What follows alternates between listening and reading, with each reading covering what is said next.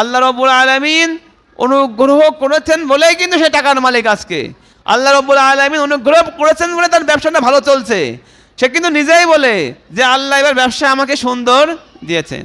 তো আল্লাহ রাব্বুল আলামিন তার উপরে যে অনুগ্রহ করলেন টাকা পয়সার মাধ্যমে এবং বিভিন্ন ব্যবসা বাণিজ্য ভালো করে দিলেন, এই যে টাকা তার কাছে আছে সেগুলো সে না খরচ করে মানুষকে বলল যে আমার টাকা পয়সা ভাই কিচ্ছু নাই, আমার সব শেষ, এখন বর্তমানে আমি দেউলিয়া হয়ে রয়েছে, আমি কোথার থেকে টাকা দেব।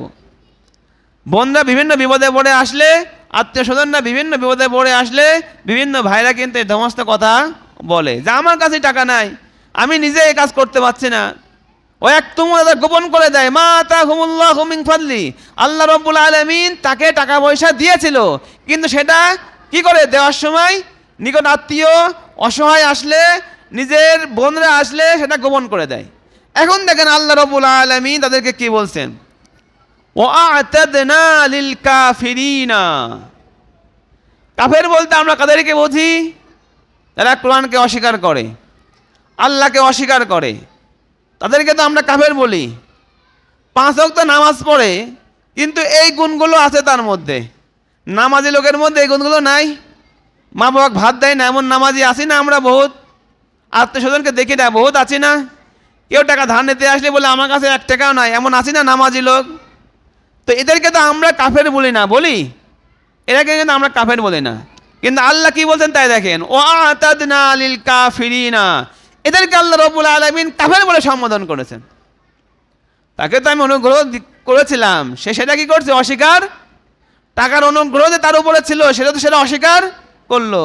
এজন্য আল্লাহ রাব্বুল আলামিন তাদেরকে কাফের বলে সম্বোধন করছে, ওয়া'তাদনা লিল কাফিরিনা, আমি এই সমস্ত কাফের শ্রেণীর লোকদের জন্য, যারা কৃপণতার নির্দেশ দেয় এবং নিজের মালকে গোপন করে দেয়, মানুষের কাজে লাগানোর সময় হেল্প করে না, আল্লাহ বলছেন আমি এই সমস্ত কাফেরদের জন্য আযাবাম মুহিনা, লাঞ্ছনাকর আযাবকে প্রস্তুত করে রেখে দিয়েছি।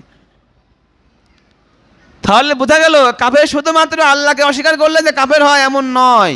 আল্লাহ নিজেই বলছে তোমার মা বাবাকে যদি ভাত না দাও, তোমার বোনদেরকে যদি না দেখো, আত্মীয় স্বজনকে যদি না দেখো, প্রতিবেশীকে যদি না দেখো, এতিম মিসকিনকে যদি না দেখো, প্রতীককে যদি না দেখো, এবং তোমার অধীনস্থ লোকদেরকে যদি না খোঁজ খবর নাও, তাদেরকে ইহসান না করো, তাদের বিপদ আপদে এগিয়ে না নিয়ে যাও, আল্লাহ বলছেন এই সমস্ত কাফেরদের জন্য আমি যন্ত্রণাদায়ক কি করেছি? আযাব প্রস্তুত করে রেখেছি।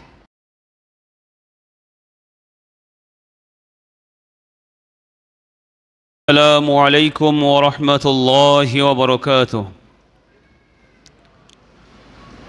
إن الحمد لله والصلاة والسلام على من لا نبي بعده وعلى آله وصحبه وعلماء أمته وجنوده أجمعين. أما بعد، وقال الله تعالى كما ورد في سورة النساء: اعبدوا الله ولا تشركوا به شيئا وبالوالدين إحسانا وبذي القربى واليتامى والمساكين والجار ذي القربى والجار ذي الجنب والصاحب بالجنب وابن السبيل وما ملكت أيمانكم إن الله لا يحب من كان مختالا فخورا الذين يبخلون ويأمرون الناس بالبخل ويكتمون ما آتاهم الله من فضله وأعتدنا للكافرين عذابا مهينا والذين ينفقون أموالهم رياء الناس ولا يؤمنون بالله ولا باليوم الآخر ومن يكن الشيطان له قرينا فساء قرينا.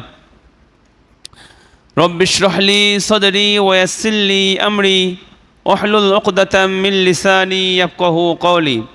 اللهم نور قلوبنا بالقرآن وزين أخلاقنا بالقرآن ونجنا من النار بالقرآن وادخلنا الجنة بالقرآن.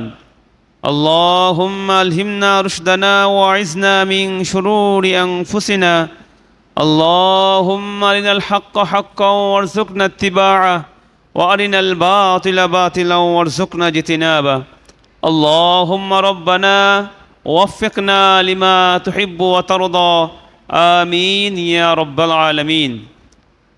আল্লাহ রব্বুল আলমিনের অশেষ বড় মেহেরবানি যে আল্লাহ রব্বুল আলমিন আমাদেরকে পবিত্র জুমার দিনে জুমার নামাজের পূর্বে আল্লাহ রব্বুল আলমিনের পবিত্র গ্রন্থ আল কোরআন থেকে কিছু কথা বলার এবং শোনার তৌফিক দান করেছেন।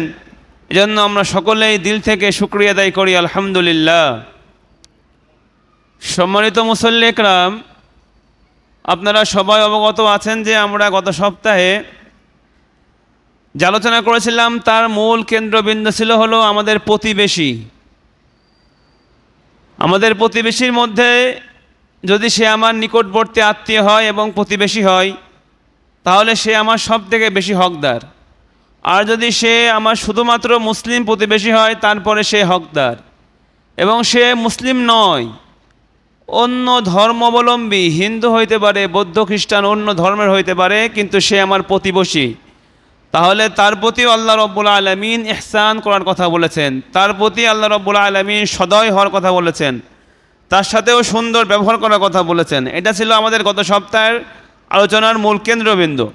সে একই আয়াতের মধ্যে আরও কয়েকটা জিনিস বাকি রয়েছে, সেটা হলো আজকে আমরা শিখব ওয়াসসাহিবি বিল জাম্বি ওয়াবনিস সাবিল ওমা মালাকাত আইমানুকুম। ওয়াসসাহিবি বিল জাম্বি বলতে বলা হবে হলো তোমার নিকট বন্ধু, তুমি যার সাথে বিভিন্ন কর্মক্ষেত্রে গেলে তোমার বিভিন্ন কথাবার্তা হয়, ব্যবসা বাণিজ্য করতে গেলে তার সাথে বিভিন্ন পরামর্শ করো, ব্যবসায়িক পরামর্শ। তো এইভাবে বিভিন্ন ধরনের কর্মের ক্ষেত্রে গেলে, ব্যবসার ক্ষেত্রে গেলে কিছু ব্যক্তি থাকে তাদের সাথে একটা মানে অন্তরঙ্গ বন্ধুত্ব সৃষ্টি হয়ে যায়। সে আপনার আত্মীয়ও না, আপনার প্রতিবেশীও না, আপনার কোনো কিছুই না, কিন্তু আপনারা একসাথে কাজ করেন, আপনার অফিসের কলিগ হইতে পারে, অথবা আপনার বিজনেস পার্টনার হইতে পারে, অথবা আপনি যেখানে কাজ করেন সেখানকার পাশে কোনো লোকের সাথে আপনার এমন ক্ষয়খাতির হয়েছে যে আপনার অনেক বিপদ আপদের কথা, অনেক প্রয়োজনের সময় সে আপনার অনেক কাজে আসে। তো আল্লাহ রব্বুল আলামিন দেখেন ইসলামের মধ্যে ওই ব্যক্তিকেও আল্লাহ রব্বুল আলামিন কিন্তু ছাড়তে বলেন নাই, তাকেও ধরে রাখতে বলছেন, তার সাথেও ভালো ব্যবহার করতে বলছেন। এই ধরনের দিক নির্দেশনা সামাজিক বন্ডিংয়েরকে টিকিয়ে রাখার ক্ষেত্রে ইসলামের মতো উদার আর কোনো পৃথিবীতে ধর্ম নেই। পৃথিবীতে কোনো ধর্ম নেই যে আপনার বাড়িতে সুন্দর খাবার খেলেন, আপনার বিবি বাল বাচ্চা নিয়ে অনেক ধরনের খাবার খাচ্ছেন, কিন্তু আপনার পাশের বাড়িতে কোনো এতিম অনাহারে রাত কাটালো, তাহলে আল্লাহ রব্বুল আলামিন কাল কিয়ামতের ময়দানে কিন্তু আপনার গিরেবান ধরবে। দুনিয়ার কোনো আদালতে আপনার বিচার করে বিচার পাবেন না, কারণ এতিম বাচ্চা খায় নাই, এখানে আপনার কোনো দোষ কোনোভাবেই নাই দুনিয়ার আদালতে। কিন্তু শুধুমাত্র ইসলামের আদালতে যে এতিম বাচ্চা যদি না খেয়ে ঘুমিয়ে যায় আর আপনি আপনার বাচ্চাকে নিয়ে যদি র্যাম ড্যাম খান, তাহলে আপনাকে এর জবাবদিহিতা করতে হবে। এজন্য ইসলাম এত বিশাল। তো আল্লাহ রব্বুল আলামিন বলছেন ওয়াসসাহিবি বিল জাম্বি, এবং তোমার নিকটবর্তী যে সমস্ত বন্ধু আছে তাদের সাথে তোমরা চলাফেরা করো, বিভিন্ন ব্যবসায়িক লেনদেন করো, তারাও যারা আছে তাদের সাথেও চলাফেরার ক্ষেত্রে সকল সময় চিন্তা করবা ইহসান করা যায় কিনা, তাদেরকে ছাড়, যতটুকু ছাড় দেওয়া সম্ভব হয় ততটুকু ছাড় দিয়ে চলতে হবে। এমন না তা আপনার স্বার্থের সময় তাকে আপনি কোনো ছাড় দিচ্ছেন না, কিন্তু যখন আপনার প্রয়োজন হচ্ছে তখন তার থেকে আপনি সকল সুবিধা নেওয়ার জন্য চেষ্টা করছেন। এ জায়গায় আমাদের সতর্ক থাকতে হবে। এবং অবনিস সাবিল, এবং পথিক যারা আসবে, পথিকের উপরেও আল্লাহ রব্বুল আলামিন ইহসান করার জন্য বলেছেন।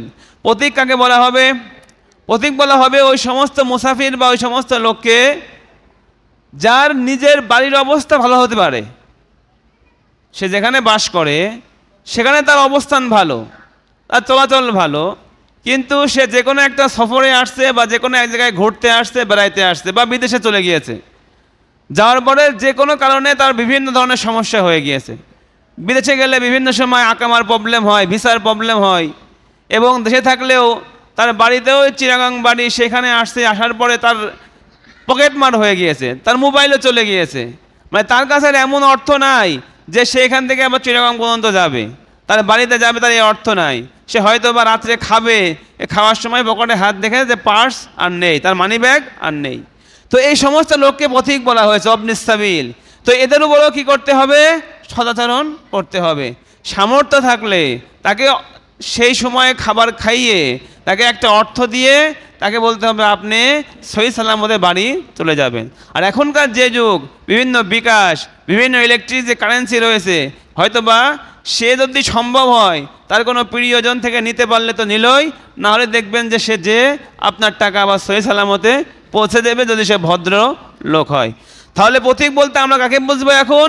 যে কোনো সফরে বা কোনো জায়গায় বেড়াতে এসে সে তার পাতিও হারিয়ে ফেলেছে, তার কাছে এখন আর সারভাইভ করার মতো, চলার মতো কোনো ব্যবস্থা নেই, অথবা সে আবার যে ফিরে যাবে তার বাসস্থানে সে ধরনের কোনো ব্যবস্থা নেই।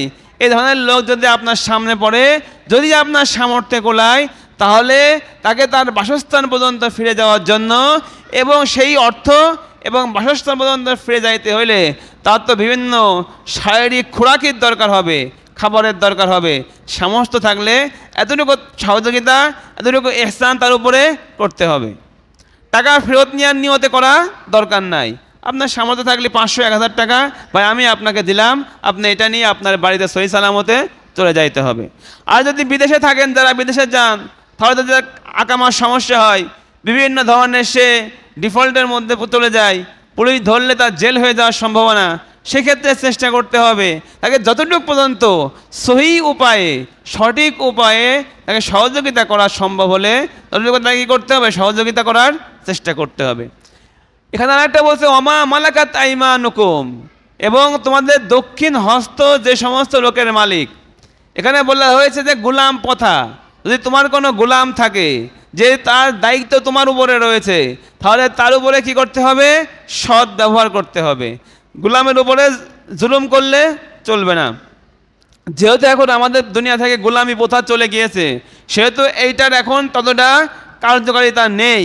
কিন্তু যদি এটা এমন হয়, সাধারণত মুফাসসিরিন একরাম বলতে চান, যদি আপনার কোনো ব্যবসা থাকে, আপনার কোনো দোকান থাকে এবং দোকানে আপনার কোনো শ্রমিক থাকে, যেও সে আপনার গোলাম নয়, সে আপনার কাছে কাজ করতে আসছে, শ্রম দিতে আসছে, তার সাথেও কী করতে হবে? সদ্ব্যবহার করতে হবে।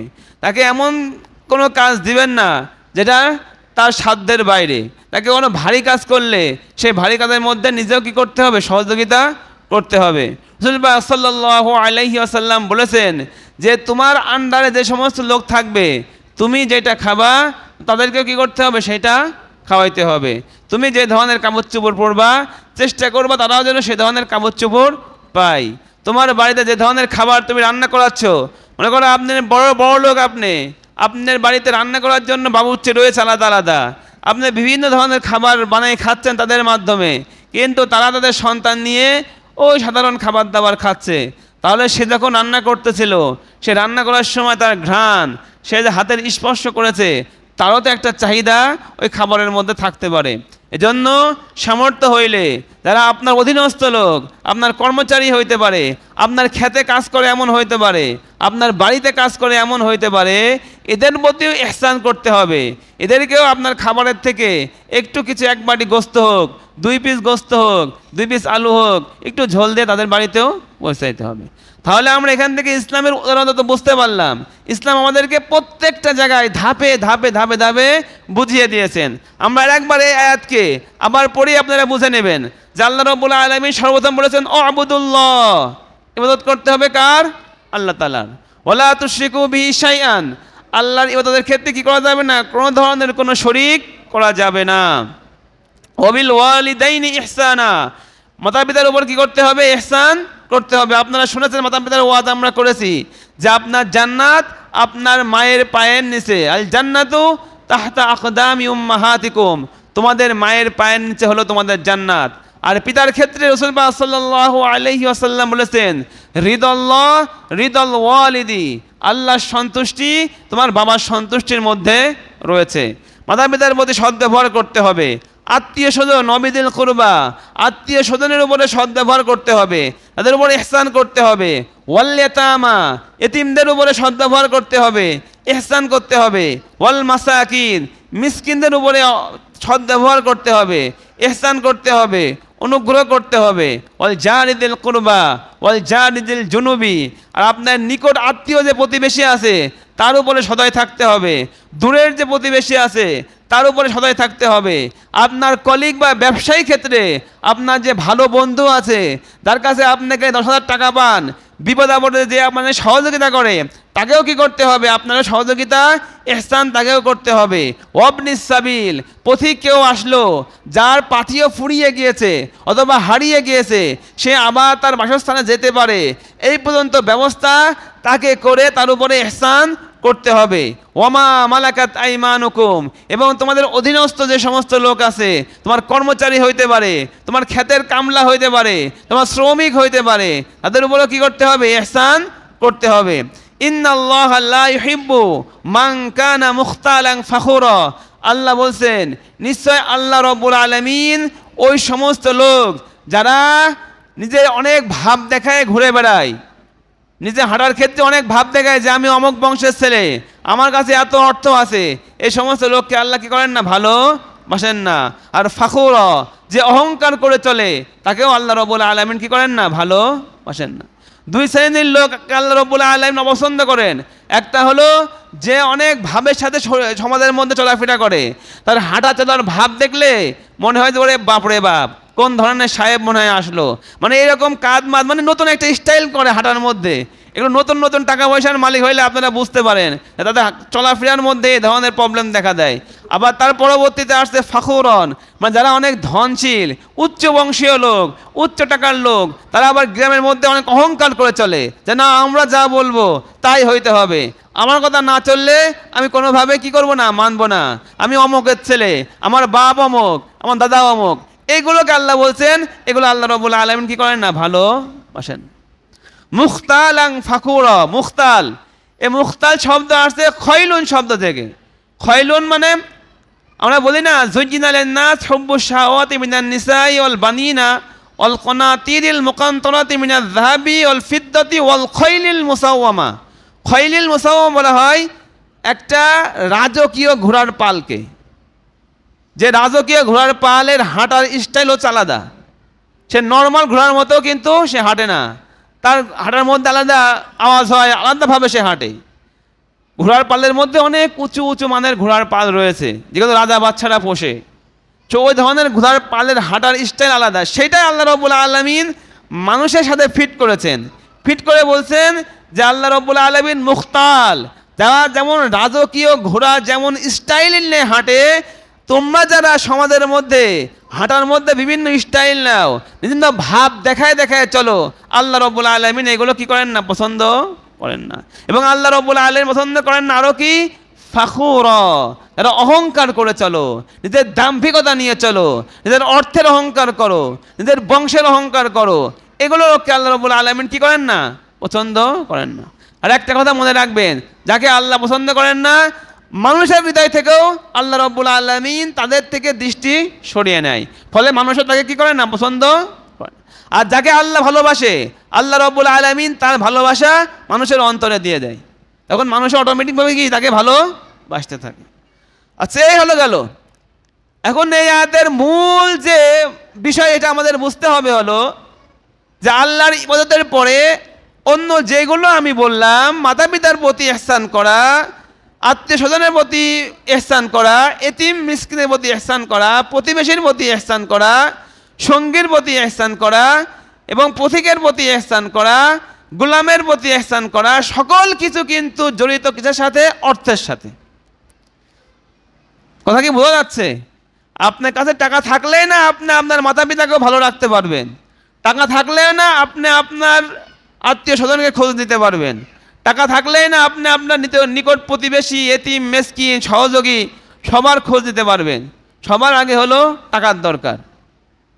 তো আল্লাহ রাব্বুল আলামিন এখানে বলছে প্রত্যেক ব্যক্তি তার সামর্থ্য অনুযায়ী চেষ্টা করবে। কিন্তু কিছু ব্যক্তি আছে যে এগুলোর দিকে তারা টাকাই দেখে না, তাদের কাছে টাকা আছে অনেক, কিন্তু তারা সকল টাকা ব্যাংকের মধ্যে রেখে দেয়, সকল টাকা অন্য জায়গায় সরিয়ে দেয়। সরিয়ে দেওয়ার পরে সে এইসব জায়গায় আসলে সে কি হয়ে যায়? কৃপণ হয়ে যায়। তার নিজের ছেলের মার্কেটের ক্ষেত্রে সে কৃপণ হয় না, বিভিন্ন ব্র্যান্ডের জুতা তার নিজের শ্বশুর বাড়ির আত্মীয়র ক্ষেত্রে সে কৃপণ হয় না, কিন্তু তার নিজের আত্মীয়, নিজের প্রতিবেশীর ক্ষেত্রে সে কি হয়ে যায়? কৃপণ হয়ে যায়। নিজে তো কৃপণ হয়, তার যদি 2-3টা ভাই থাকে, তার যদি বোনরা আসে, এর মধ্যে যদি অন্য কোনো ছোট ভাই বা বড় ভাই তাদের পিছনে বেশি খরচ করতে যায়, তাকে আমার ঠেকিয়ে রাখে, এই তুই এত খরচ করার দরকার কি তোর? কথা কি আমার বোঝা যাচ্ছে? আচ্ছা, এগুলো কি সমাজের মধ্যে বাস্তবতা আছে না নাই?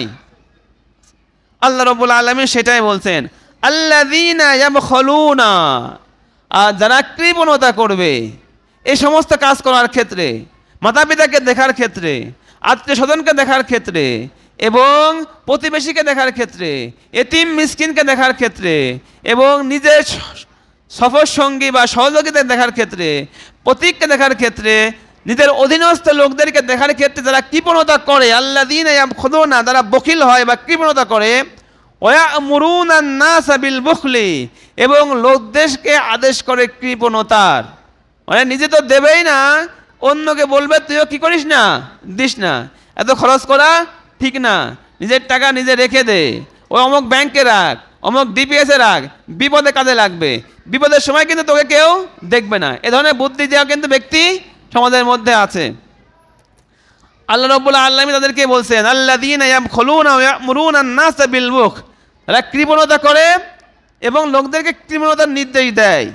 এবং এটা হলো মূল, টাকা পয়সা ঠিক আছে, কিন্তু যদি বলা হয় ভাই আমি একটু বিপদে পড়ছি, ভাই আমাকে 2000 টাকা দিয়ে সহযোগিতা করো তো, বলে ওরে ভাই রে ভাই, আমার কাছে তো 20 খাওয়ার টাকা পর্যন্ত নাই, তোমাকে আমি কোথার থেকে টাকা দেবো? টাকা কিন্তু ঠিকই আছে, তার ব্যাংক ব্যালেন্স কিন্তু ঠিকই আছে, এই মাসে যে স্যালারি পাইছে 1 টাকাও কিন্তু খরচ করা লাগে নাই, কিন্তু তারপর যদি টাকা পয়সা চাইতে চান, আমার চাই অভাবী আর এই পৃথিবীর মধ্যে কেউ নাই, আমার চাই বড় বেকার আর বর্তমানে, মানে এমন এমন অজুহাত দেবে, দিয়ে সে সেগুলোকে কি আপনাকে টাকা দেবে না। আল্লাহ বলছেন, ওয়ায়াকতুমুনা মা আতাহুমুল্লাহু মিন ফাদলি, এবং যে সমস্ত লোক গোপন করে দেয় আল্লাহ রাব্বুল আলামিন তার উপরে যে সম্পদের অনুগ্রহ করেছেন, টাকা পয়সার অনুগ্রহ করেছেন, আল্লাহ রাব্বুল আলামিন অনুগ্রহ করেছেন বলেই কিন্তু সে টাকার মালিক আজকে। আল্লাহ রাব্বুল আলামিন অনুগ্রহ করেছেন বলে তার ব্যবসাটা ভালো চলছে, সে কিন্তু নিজেই বলে যে আল্লাহ এবার ব্যবসা আমাকে সুন্দর দিয়েছেন। তো আল্লাহ রাব্বুল আলামিন তার উপরে যে অনুগ্রহ করলেন টাকা পয়সার মাধ্যমে এবং বিভিন্ন ব্যবসা বাণিজ্য ভালো করে দিলেন, এই যে টাকা তার কাছে আছে সেগুলো সে না খরচ করে মানুষকে বলল যে আমার টাকা পয়সা ভাই কিচ্ছু নাই, আমার সব শেষ, এখন বর্তমানে আমি দেউলিয়া হয়ে রয়েছে, আমি কোথার থেকে টাকা দেব? বোনরা বিভিন্ন বিপদে পড়ে আসলে, আত্মীয় স্বজনরা বিভিন্ন বিপদে পড়ে আসলে বিভিন্ন ভাইরা কিন্তু এই সমস্ত কথা বলে যে আমার কাছে টাকা নাই, আমি নিজে এই কাজ করতে পারছি না। ও এক তোমরা গোপন করে দেয়, মা আতাহুমুল্লাহু মিন ফাদলি, আল্লাহ রাব্বুল আলামিন তাকে টাকা পয়সা দিয়েছিল, কিন্তু সেটা কি করে দেওয়ার সময় নিকট আত্মীয় অসহায় আসলে, নিজের বোনরা আসলে সেটা গোপন করে দেয়। এখন দেখেন আল্লাহ রাব্বুল আলামিন তাদেরকে কি বলছেন, ওয়া'তাদনা লিল কাফিরিনা, কাফের বলতে আমরা কাদেরকে বুঝি? যারা কোরআনকে অস্বীকার করে, আল্লাহকে অস্বীকার করে, তাদেরকে তো আমরা কাফের বলি। 5 ওয়াক্ত নামাজ পড়ে, কিন্তু এই গুণগুলো আছে তার মধ্যে, নামাজি লোকের মধ্যে এই গুণগুলো নাই। মা বাবাকে ভাত দেয় না এমন নামাজি আছি না আমরা? বহুত আত্মীয় স্বজনকে দেখি না, বহুত আছি না? কেউ টাকা ধার নিতে আসলে বলে আমার কাছে 1 টাকাও নাই, এমন আছি না নামাজি লোক?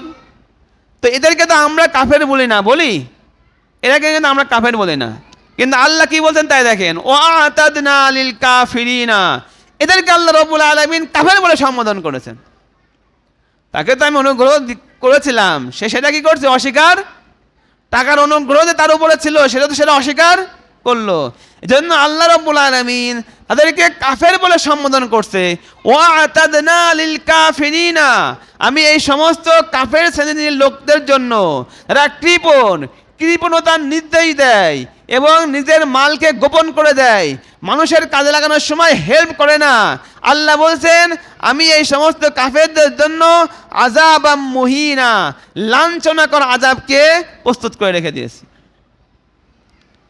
তাহলে বোঝা গেল কাফের শুধুমাত্র আল্লাহকে অস্বীকার করলে যে কাফের হয় এমন নয়, আল্লাহ নিজেই বলছে, তোমার মা বাবাকে যদি ভাত না দাও, তোমার বোনদেরকে যদি না দেখো, আত্মীয় স্বজনকে যদি না দেখো, প্রতিবেশীকে যদি না দেখো, এতিম মিসকিনকে যদি না দেখো, প্রতীককে যদি না দেখো, এবং তোমার অধীনস্থ লোকদেরকে যদি না খোঁজ খবর নাও, তাদেরকে ইহসান না করো, তাদের বিপদ আপদে এগিয়ে না নিয়ে যাও, আল্লাহ বলছেন এই সমস্ত কাফেরদের জন্য আমি যন্ত্রণাদায়ক কি করেছি, আযাব প্রস্তুত করে রেখেছি। তাহলে কোরআনের ডিপ বুঝতে হবে যে আল্লাহ রাব্বুল আলামিন এদেরকেও কাফের বলেছেন। এখন আল্লাহ রাব্বুল আলামিন আরেক শ্রেণীর লোককে বলবেন, যারা এই যে আমরা এখানে বিভিন্ন খরচের খাত রয়েছে না, দেখেন আল্লাহ রাব্বুল আলামিন প্রত্যেক জায়গায় কিভাবে চেক অ্যান্ড ব্যালেন্স দিচ্ছেন। বিভিন্ন আত্মীয় স্বজনকে আমি টাকা দিচ্ছেন এবং বিভিন্ন রকমের নাম ফোটাচ্ছেন, আমি অনেক দাতা দেনেওয়ালা। গ্রামের একটা লোক অসহায় হয়েছে, তাকে আপনি বিভিন্ন রকমের সহযোগিতা করছেন এবং আপনার চিন্তা ভাবনা কি, লোক দেখানো, লোক আমাকে বড় বলুক, আমার যে টাকা রয়েছে লোক জানুক। কিছু সংখ্যক লোকের কিন্তু এ ধরনের মেন্টালিটির লোকও আমাদের সমাজের মধ্যে আছে। তো আল্লাহ রাব্বুল আলামিন এইগুলো করার পরেও, সকলকে সহযোগিতা করার পরেও আল্লাহ রাব্বুল আলামিন আবার ব্যালেন্স করতে বলছেন যে সকলকে সহযোগিতা করলা বলেই তুমি চার দোকানে যেয়ে বলবা, এই আমি অমুক অমুক টাকা দিয়েছি, এই আমার বোন আসলে আমি অমুক টাকা দিই, কেউ অসুস্থ হয়ে আমার কাছে আসলে আমি তাকে এত 2000 3000 করে দিয়ে দিই, এই 2000 3000 আমি প্রতিদিনই দিচ্ছি।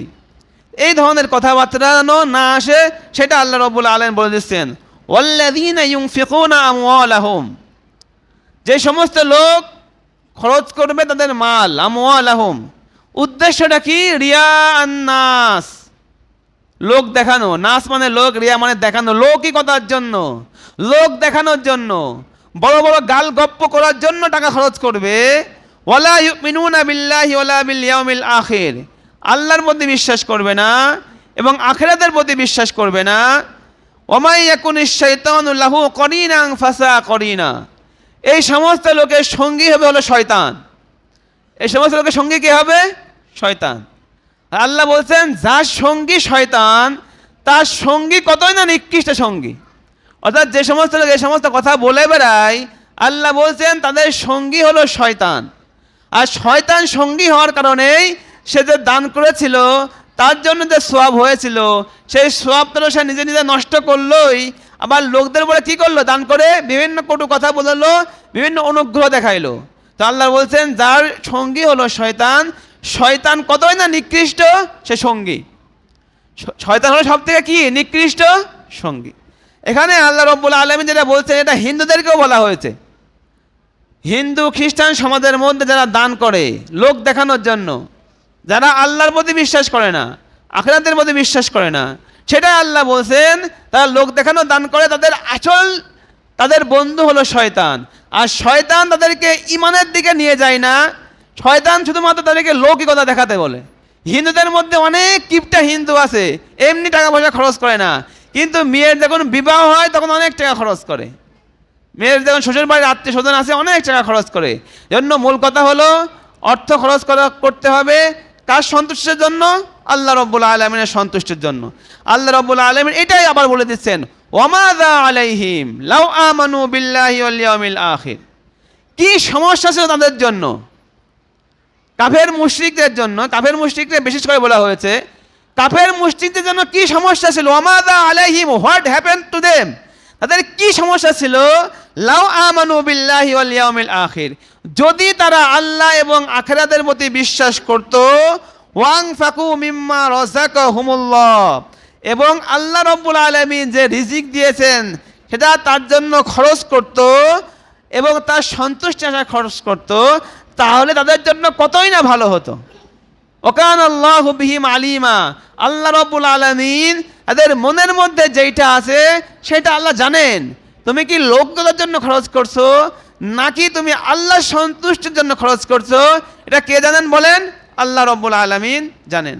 ইন্নাল্লাহা লা ইয়াজলিমু মিসকালা যাররা, আল্লাহ বলছেন যে আল্লাহর জন্য খরচ করবে 1 টাকা হলেও আল্লাহ রাব্বুল আলামিন একদম সরিষা দানা পরিমাণও কি করেন না, জুলুম করেন। যাররা বলা কাকে, একটা সরিষা দানাকে যদি 70টা ভাগ করা হয় তাহলে 1 ভাগের মধ্যে যতটুকু পড়ে ততটুকুকে বলা হয় যাররা। আল্লাহ রাব্বুল আলামিন কোনো ব্যক্তির উপরে 1 যাররা পরিমাণও কি করেন না, জুলুম করেন না। ওয়াইন তাকু হাসানাতান এবার আল্লাহ রাব্বুল আলামিন খুলতেছেন। আল্লাহ যে যারা পরিমাণও জুলুম করেন না সেটা আল্লাহ রাব্বুল আলামিন খুলে দিচ্ছেন। তোমরা যে বিভিন্ন দান করবা মাতা পিতার প্রতি, পাড়া প্রতিবেশীর প্রতি, দরিদ্র লোকের প্রতি, এতিমের প্রতি, মিসকিনের প্রতি, আল্লাহ বলছেন ওয়াইন তাকু হাসানাতান, যদি তোমরা কোনো কল্যাণকর কাজ করে থাকো, উত্তম কোনো কাজ করে থাকো, ইউদাইফহা, আল্লাহ রাব্বুল আলামিন ওইটাকে কয়েক গুণে বাড়িয়ে দেবেন। 1 টাকা খরচ করলে আল্লাহ রাব্বুল আলামিন 10 টাকা দিয়ে দেবেন। তুমি যদি 100 টাকা খরচ করো আল্লাহ রাব্বুল আলামিন তোমাকে 1000 টাকা সওয়াব দিয়ে দেবেন। ওয়াইন তাকু হাসানাতান, যদি তুমি কোনো কল্যাণ করো, ইউদাইফহা, আল্লাহ রাব্বুল আলামিন এটাকে কয়েক গুণ বাড়িয়ে দেবেন। ওয়ায়ুতি মিল্লাদুনহু আজরান আযীমা, আবার আরেকটা পুরস্কার দেবেন। 1 টাকা খরচ করলে তো 10 টাকা দেবেনই, এটা তো একটা পুরস্কার দিয়ে দিলেন। আল্লাহ বলছেন যখন তুমি আমার জন্য খরচ করবা না, আল্লাহ রাব্বুল আলামিনের সন্তুষ্টির জন্য খরচ করবা, লৌকিকতার জন্য খরচ করবা না, মানুষকে নিচা দেখানোর জন্য খরচ করবা না, চায়ের দোকানে যায় বিভিন্ন গল্প সর্ব মারবা না, আল্লাহ বলছেন ওয়ায়ুতি মিল্লাদুনহু, এবং আল্লাহ রাব্বুল আলামিন তার নিজের পক্ষ থেকে ওই সমস্ত ব্যক্তিকে অনেক বড় প্রতিদান দান করবেন। কি করবেন? আল্লাহ রাব্বুল আলামিন তার নিজের পক্ষ থেকে অনেক বড় প্রতিদান দান করবেন। যদি আপনি আপনার মাতা পিতাকে খোঁজ রাখেন, মাতা পিতাকে খাবার দেন, তাদেরকে খেদমত করেন, প্রতিবেশীর খেদমত করেন, আত্মীয় স্বজনের খেদমত করেন, এতিম মিসকিনের খেদমত করেন, এটা আল্লাহ রাব্বুল আলামিন রূহানিভাবে আপনাকে তার পক্ষ থেকে অনেক বড় প্রতিদান দান করবে। 1 টাকা খরচ করলে তো 10 টাকা সব দেবেন, ওইটা আলাদা বলছেন আল্লাহ। এবং আরো বলছেন আমি আমার পক্ষ থেকে ব্যক্তিগতভাবে আরো কিছু বরকত এমন দান করবো যেটা তুমি কল্পনা করতে পারবো না। টাকা পয়সা দিয়ে সকল কিছু কিন্তু পাওয়া যায় না। মওলার পক্ষ থেকে যখন কোনো বরকত আসবে তখন দেখবো তোমার অল্প কিছুর মধ্যে অনেক কিছু তুমি করে ফেলছো। তোমার একটা ছেলে অনেক লেখাপড়া শিখে ফেলছে, অনেক বড় জায়গায় চান্স পেয়ে গিয়েছে। এজন্য আমাদের সবসময় কি করতে হবে? আল্লাহর জন্য কাজ করতে হবে। আল্লাহ রাব্বুল আলামিন যেভাবে বলেছেন সেইভাবে আমাদের চলতে হবে। এবার আল্লাহ রাব্বুল আলামিন বলছেন ফাকাইফা ইযা জিনা মিন কুল্লি উম্মাতিন বিশাহিদিন, কি হবে যখন আমি প্রত্যেকটা উম্মতকে একত্রিত করব হাসরের ময়দানে। প্রত্যেকটা লোককে আমি একত্রিত করবে এবং তাদের সাথে একটা সাক্ষীকেও আমি কি করব? তাদের সাথে নিয়ে আসব। প্রত্যেক নবীর সাথে যে সাক্ষী, প্রত্যেক উম্মতের সাথে যে নবী ছিলেন তারা হলো তাদের জন্য সাক্ষী হবেন। তাদের বিরুদ্ধে বা তাদের পক্ষে সাক্ষী দেবে কে? তাদের নবী। এবং ওয়াজিনা বিকা, রাসূলকে আল্লাহ বলছেন আরে আমি আপনাকে নিয়ে আসবো আলা হাউলাই শাহিদা, এই সমস্ত যে মক্কার কাফের মুশরিকরা রয়েছে এদের বিরুদ্ধে আমি আপনাকে সাক্ষী হিসাবে কালকে আমাদের ময়দানে দাঁড় করাবো। তখন তারা অস্বীকার করবে যে না, আমাদের কাছে এই ধরনের কোনো বার্তা আসে নাই, আমাদের কাছে কোরআন আসে নাই, আমাদের কাছে হাদিস আসে নাই।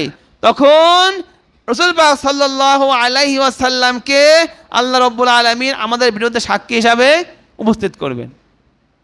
এবং আপনাদের বিরুদ্ধে মৌলবীরা যারা এই যে আমাদের মধ্যে ছোটোখাটো মৌলবী মেম্বারের উপরে বসে কথা বলতেছি যে বাপ মার খেদমত করেন, প্রতিবেশীর খেদমত করেন, আত্মীয় স্বজনের খেদমত করেন, আমাদেরকে যদি জিজ্ঞেস করে যদি আমরা বেঁচে যাই নিজেরা আগে বাঁচতে হবে, তাহলে বলবে মৌলবী তুমি কি এ ধরনের লোককে বলো নাই?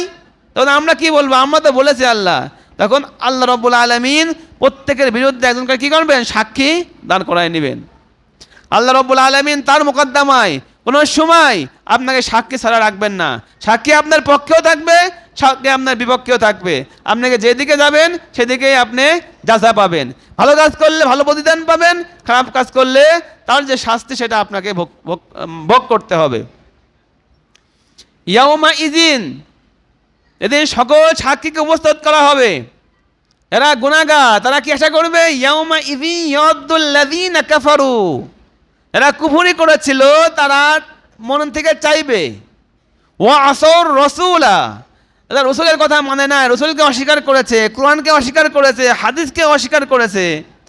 যারা কুফরি করেছে এবং রাসূলকে অস্বীকার করেছে তারা সেই দিন চাবে লাউ তুসাওয়া বিহিমুল আরদু, যে মাটি তাদেরকে নিয়ে একেবারে কি হয়ে যেত? সমান হয়ে যেত, তাদের কোনো অস্তিত্ব যদি না থাকতো। তাদেরকে যে আবার কবর থেকে আবার জীবিত করে আল্লাহ রাব্বুল আলামিন সাক্ষী সহ তার সামনে উপস্থিত করবে, এইটা না হয়ে মাটির মধ্যে যে তাকে দাফন করা হয়েছিল সেই মাটির মধ্যে সে একবারে মিশে যেত। এটা তখন তাবেদারা। যে এই যে পরিস্থিতি আজকে হাসরের ময়দানের পরিস্থিতি, হিসাব দেওয়া লাগবে, জান্নাত জাহান্নাম, এর থেকে আমরা মাটি হয়ে থাকতাম, মাটি হয়ে যেতাম, এটাই তো আমাদের জন্য ভালো ছিল। ওয়ালা ইয়াকতুমুনাল্লাহ হাদিসা, এবং আল্লাহ রব্বুল আলামিনের কাছে তারা কোনো কথা কি করা পারবে না, গোপন করতে পারবে না। লা ইউগাদিরু সগীরাতান ওয়ালা কাবীরাতান ইল্লা আহসাহা ওয়াজাদু মা আমিলু হাদিরা। তারা বলবে মালি হাদাল কিতাব, এটা আবার কোন কিতাব যেটা আপনার যে ফেরেশতা আছে, যে কিরামান কাতিবিন, আপনার প্রত্যেকটা ভালো কাজ খারাপ কাজ লিখে রাখছে না, কাল কিয়ামতের ময়দানে যখন আপনাকে দেখানো হবে তখন কাফেররা কি বলবে, কাফেরদের দেখানো হলে মালি হাদাল কিতাব, ওরে বাপ রে বাপ, এ আবার কোন হিসাবের কিতাব, লা ইউগাদিরু সগীরাতান ওয়ালা কাবীরাতান, এখানে কোনো ছোট পাপও ছাড়ে নাই, বড় পাপও ছাড়ে নাই, ছোট ভালো কাজও ছাড়ে নাই, বড় ভালো কাজও ছাড়ে নাই, ইল্লা আহসাহা, সকল কিছু তো দেখছে আমার এর মধ্যে লেখা রয়েছে। আমার জীবনের প্রত্যেকটা অ্যাকশন, আপনি গোপনে কি করেছেন, প্রকাশ্যে কি করেছেন, রাতের অন্ধকারে কোন গুনাহ করেছেন, রাতের অন্ধকারে কোন সওয়াবের কাজ করেছেন, রাতের অন্ধকারে কাকে দান করেছেন, প্রত্যেকটা জিনিস ওখানে কি থাকবে, লেখা থাকবে। তারা বলবে এ কোন ধরনের কিতাব, ছোট এবং বড় কোনো কেউ কি করে নাই, ছাড়ে নাই। এবং তারা চাবে, যারা কাফের মুশরিক, তারা চাইবে যদি আমরা মাটি হয়ে যেতাম, এবং তারাও চাইবে যে আল্লাহ রব্বুল আলামিনের কাছ থেকে তাদের কথাগুলো গোপন করতে, কিন্তু তারা কোনো কিছু কি করতে পারবে না, গোপন করতে পারবে না, সকল কিছু তাদের সামনে তারা উপস্থিত পাবে। এই জন্য কাল কিয়ামতের ময়দানে আমাদের প্রত্যেককেই আল্লাহ রব্বুল আলামিনের সামনে ইন্ডিভিজুয়ালি 1 by 1 দাঁড়াতে হবে। এত লোক নিয়ে দাঁড়াইতে হবে না, 1 by 1 আপনার সামনে দাঁড়াইতে হবে, এবং আপনার সাথে সাক্ষীও থাকবে আপনার পক্ষে বা বিপক্ষে। জন্য হিসাব না দিয়ে কিন্তু আমরা এক পাও ছড়তে পারবো না। জন্য প্রত্যেকটা কাজের ক্ষেত্রে আমাদেরকে হিসাব রাখতে হবে, কৃপণতা করা যাবে না, নিজের মা বাবার খোঁজ রাখতে হবে। যে কয়টা মূল বিধান এই আয়াতের মধ্যে আলোচনা হলো, সেটা দেখেন আমাদেরই কিন্তু প্রয়োজনের জন্য, নিজের মাতা পিতা, নিজের আত্মীয় স্বজন, নিজের প্রতিবেশী, নিজের সমাজের এতিম, নিজের সমাজের মিসকিন, এবং নিজের সহচরবৃন্দ, নিজের অধীনস্থ যে সমস্ত লোক, তাদের উপর যদি আপনি সৎ ব্যবহার করেন, তারা কিন্তু আপনাকে সম্মান করবে। আর যদি তাদের উপরে আপনি ভালো ব্যবহার না করেন, সমাজের মধ্যে তো আপনি লাঞ্ছিত হবেনই, মাতা পিতাকে না দেখলে তো আপনি লাঞ্ছিত হবেনই, অসহায়কে সহযোগিতা না করলে আপনি তো লাঞ্ছিত হবেনই, এবং দুনিয়াতেও লাঞ্ছিত হবেন, আখিরাতে তো আপনি শাস্তি আপনাকে পাওয়াই লাগবে।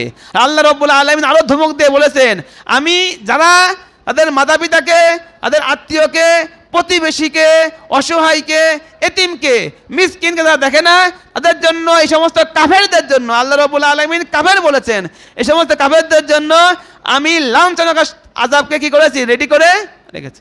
তাহলে আমরা সকলে আমার মাতা পিতাকে দেখবো তো ইনশাআল্লাহ, নিজের আত্মীয় স্বজনকে দেখবো তো ইনশাআল্লাহ, নিজের প্রতিবেশীকে দেখবো তো ইনশাআল্লাহ, অসহায় এতিম মিসকিনদেরকে খোঁজ রাখবো তো ইনশাআল্লাহ। আল্লাহ রাব্বুল আলামিন সবাইকে তৌফিক দান করুক। এইগুলো যদি আপনারা বুঝতে